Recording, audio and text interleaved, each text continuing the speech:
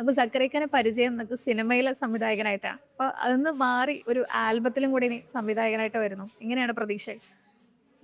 ശരിയാണ്. Music album ആദ്യമായിട്ടാണ് direct ചെയ്യുന്നത്.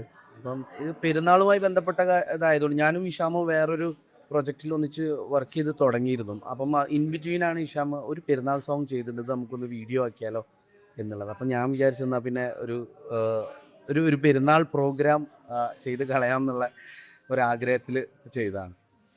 ഒരു പരിചയം എനിക്ക് തോന്നുന്നു ആൽബത്തിലൊരു പരിചയം എന്ന് പറയുന്നത് നേറ്റീവ് ബാപ്പയിൽ അസിസ്റ്റന്റ് ഡയറക്ടർ ആയിട്ടുണ്ടായിരുന്നു. അവിടെ നിന്ന് ഇൻഡിപെൻഡന്റ് ആയിട്ടും കൂടെ അതിന്റെ മൊത്തം ഒരു പരിപാടി ഏറ്റെടുത്ത് ചെയ്യാണ്. അപ്പൊ അതിന്റെ കൂടെ ഹിഷാം ഉണ്ട്, ഹനാൻഷ ഉണ്ട്.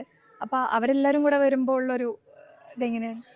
ഉറപ്പായിട്ടും അതാണ് എന്നെ എക്സൈറ്റ് ചെയ്യിച്ച ഒരു കാര്യം. ഇഷാമിൻ്റെ കമ്പോസിങ്, പിന്നെ പാടുന്നത് ഹനാൻഷയും, പിന്നെ ലിറിക്സ് ചെയ്തിരിക്കുന്നത് ഷാഫി കൊല്ലം. അപ്പം ഇങ്ങനെയുള്ള എല്ലാ ചേരുവകളും വന്നപ്പം എനിക്കും തോന്നി ഒരു കഥ ഇതിൻ്റെ അകത്തുനിന്ന് ഉണ്ടാക്കിയെടുക്കാമെന്ന്. പിന്നെ എല്ലാ പെരുന്നാളിനും ഇപ്പം ഞാൻ ജനിച്ചു വളർന്നത് പൂക്കാട്ടിരി എടയൂർ എന്ന് പറഞ്ഞ സ്ഥലത്താണ്. അപ്പം എല്ലാ പെരുന്നാളിനും എന്തെങ്കിലും ഒരു കലാപരിപാടികൾ ഞങ്ങൾ സംഘടിപ്പിക്കാറുണ്ട്. അപ്പം സിനിമയിൽ വന്നതിന് ശേഷം ഇടയ്ക്കൊക്കെയാണ് പങ്കെടുക്കാൻ പറ്റാറുള്ളത്. അപ്പം അതിന് പകരമായി ആ ഒരു ഓർമ്മ ആ, ഈ ഒരു മ്യൂസിക് വീഡിയോയിലൂടെ ചെയ്യാമെന്ന് വിചാരിച്ചു.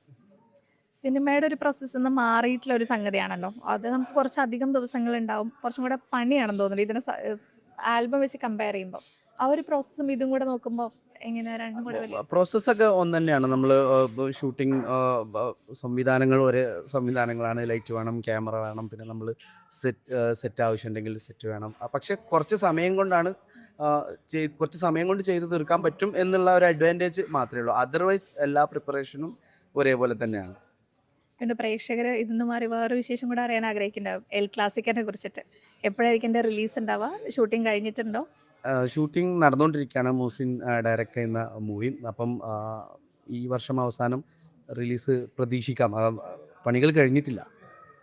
ഒരു ഡയറക്ടർ എന്നുള്ള രീതിയിൽ പ്രേക്ഷകർക്ക് എന്ത് ഉറപ്പാണ് കൊടുക്കുന്നത് ഈ ഒരു ആൽബം വരുമ്പോൾ?